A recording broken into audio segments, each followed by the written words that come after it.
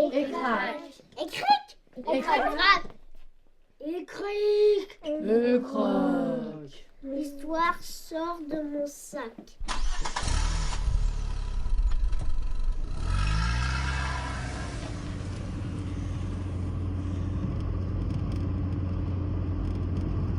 L'association Olégia propose des cercles conteurs en Bretagne et dans les pays de la Loire.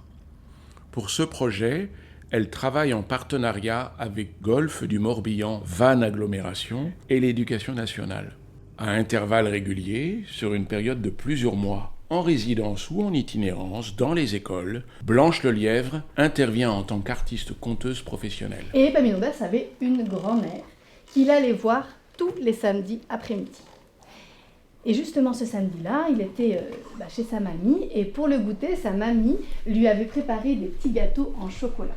Qu'as-tu fait du bon sens que je t'ai donné à la naissance? Mais ce n'est pas la manière de porter un chien, Epaminondas. D'un côté, de l'autre, il l'a pris dans sa main et il s'est mis à marcher tout le long du chemin. Les rendez-vous cercle conteur reposent sur le plaisir du partage. Ils donnent accès à un outil d'éducation et d'humanité.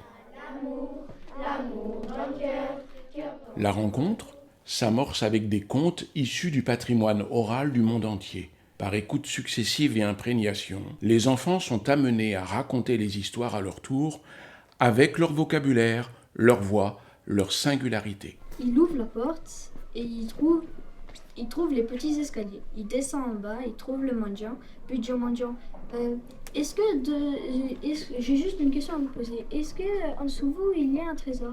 Il dit, bah non. Et pourquoi vous dites ça? Parce que dans mes rêves, j'ai vu qu'en dessous de vous, il y avait un trésor.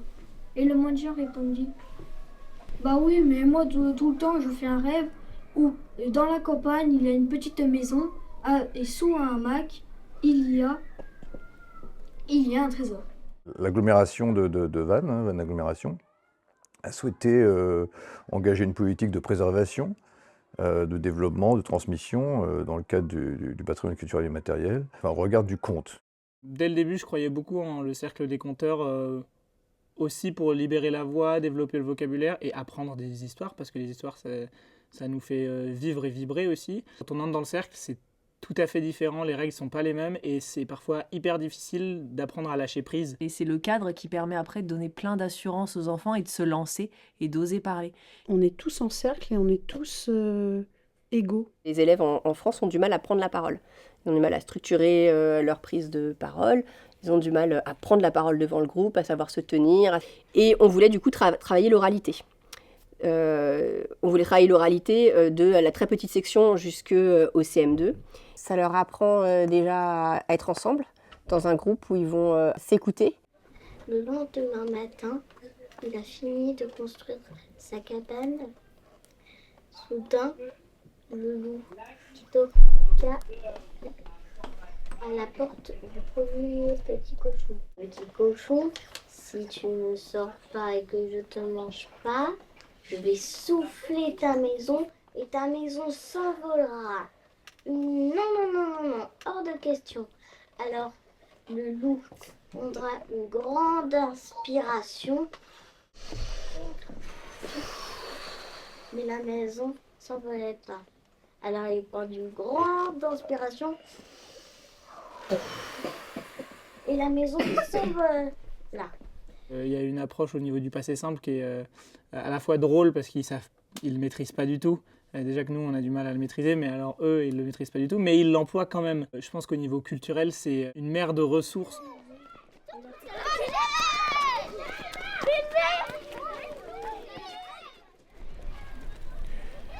Les cercles conteurs sont inspirés des recherches de Suzy Platiel, ethnolinguiste au CNRS. Au sein de sociétés africaines, de traditions exclusivement orales, elle a mis en évidence le rôle essentiel que joue le conte dans l'éducation et dans l'apprentissage du respect des autres.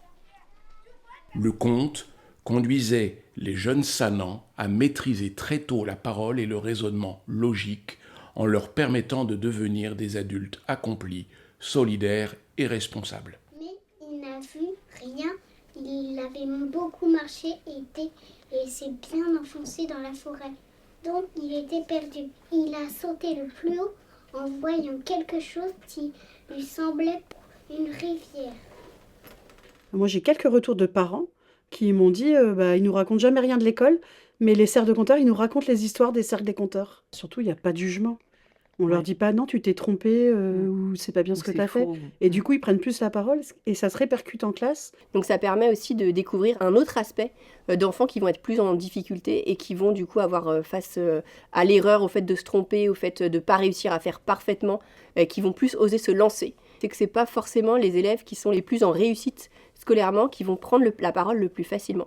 On partage un temps qui est très différent du temps de classe. Sur ces mots, elle partit si vite que le lapin n'eut même pas le temps de la suivre. La formation, elle m'apporte beaucoup sur le répertoire, sur les contes en soi, qu'est-ce qu'ils sont, pourquoi.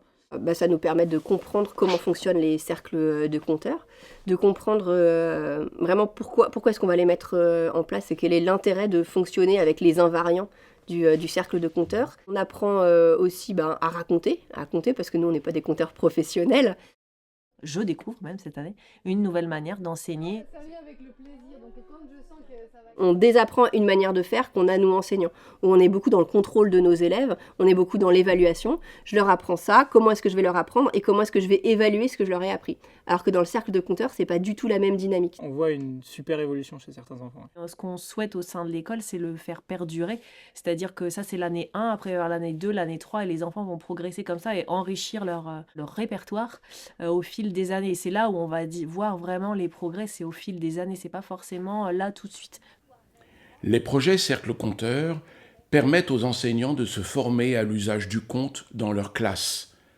Accompagner les enfants et les enseignants, c'est donner la parole à tous, enrichir le vocabulaire, appréhender la structure d'un récit, exercer sa mémoire, sa capacité d'attention, cultiver l'imaginaire, favoriser la confiance, convoquer l'écoute, acquérir et partager les valeurs humaines. On a envie de refaire un cercle la semaine prochaine. Moi je trouve que le cercle des conteurs c'est bien parce que ça nous entraîne à nous exprimer, on peut découvrir de nouvelles histoires et au moins ça nous permet de pouvoir mieux nous aider à parler devant plusieurs personnes et moi je trouve que c'est bien parce que ça nous aide beaucoup. Les cercles des conteurs, ça aussi travaille la mémoire pour essayer d'apprendre des nouvelles histoires. Aussi ça nous fait apprendre de parler devant tout le monde. Mais moi j'aime bien le cercle des conteurs parce qu'en fait on nous raconte ses histoires à sa façon. Et cric, l'histoire rentre dans